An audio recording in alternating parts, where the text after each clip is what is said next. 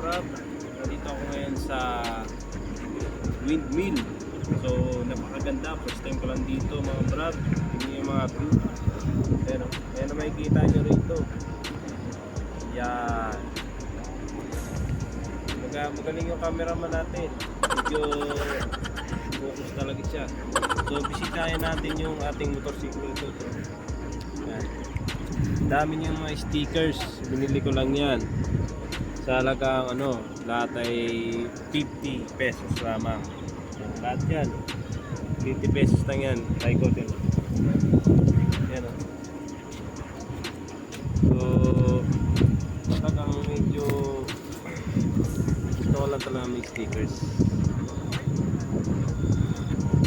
Ngayon mga brab, search nyo na sa Google Map ang ano pangalan ito?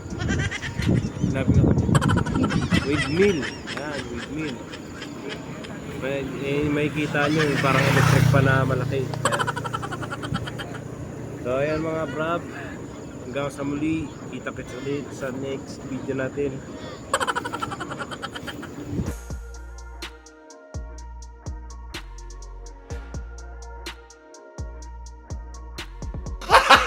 Gago!